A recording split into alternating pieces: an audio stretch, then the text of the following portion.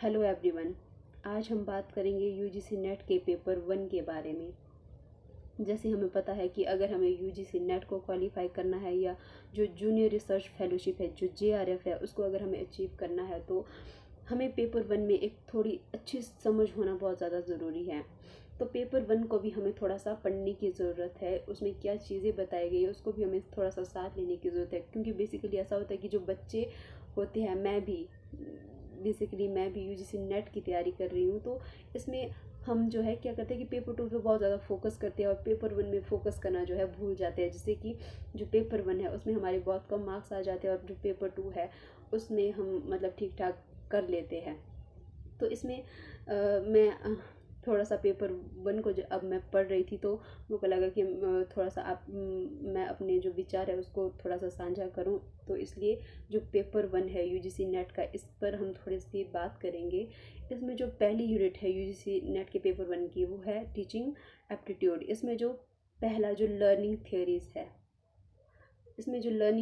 है उसके बारे में हम थोड़ा सा देखेंगे। तो सबसे पहले तो यही है कि जो लर्निंग है वो है क्या। लर्निंग, तो लर्निंग मीन्स कि अधिगम, हिंदी में उसको अधिगम कहते हैं। कि किसी भी चीज़ को सीखना, किसी भी चीज़ को अगर आप सीख रहे हैं तो इट मीन्स कि आप कुछ ना कुछ लर्न कर रहे हो। तो इसमें अगर हम थियरीज की बात करें तो सबसे पहले बिहेवियरल स्कूल ऑफ थॉट है, जिसके अंडर 3 थियरीज आती है। पहली है थॉर्नडाइक की trial and error theory, second है स्किनर की operant conditioning theory, and third है इवान पैवलोव की क्लासिकल कंडीशनिंग थियरी। अगर हम बिहेवियरल स्कूल ऑफ थॉट की बात करें तो ये 1900 या 20वीं शताब्दी के शुरू में बहुत ही ज़्यादा पॉपुलर हुआ। इसके बाद अगर हम बिहेवियरल स्कूल ऑफ थॉट की बात करें तो ये कहते हैं कि हम आपके बिहेव को नर्चर के थ्रू चेंज करेंगे। ये जो है जीन को ज़्यादा इम्पोर्टेंस नहीं देते हैं। और इनका कहना है कि जो एनवायरनमेंट में जो स्टिमुलस है या जो उद्दीपक है या और उसकी जो प्रतिक्रिया है, जो रिस्पॉन्स है, उसमें जो परिवर्तन आता है तो उससे आपका जो बिहेव है या उनके बीच में जो रिलेशन है वो आपके व्यवहार को जो है चेंज करता है।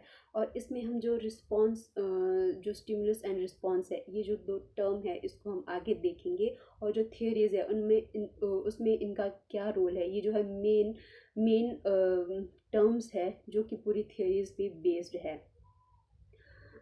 उन थियरीज का ये बेस है। अब हम थोड़ा सा स्टिमुलस एंड रिस्पॉन्स के बारे में देखते हैं।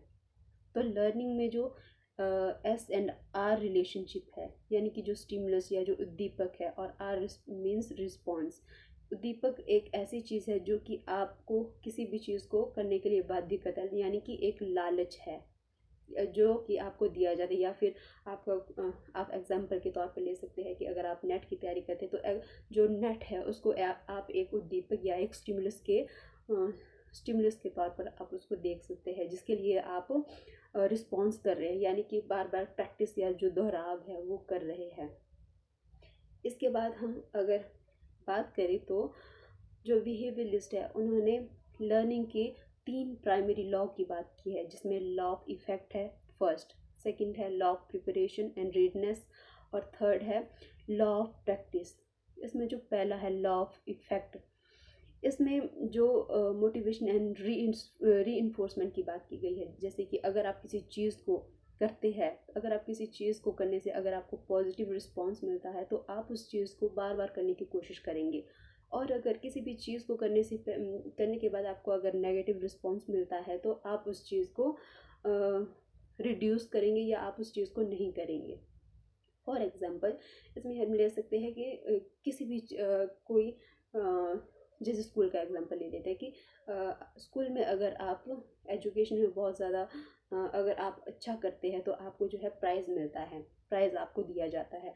वो जो है एक स्टिमुलस की तरह काम करता है। जो प्राइज़ है वो एक स्टिमुलस की तरह काम करेगा। कि इससे क्या होगा कि आप उस चीज़ को बार बार करेंगे, बार बार आप यही चाहेंगे कि आपको जो उसका पॉजिटिव रिस्पॉन्स मिले या इसका जो इफेक्ट है वो जो है पॉजिटिव आपको मिले।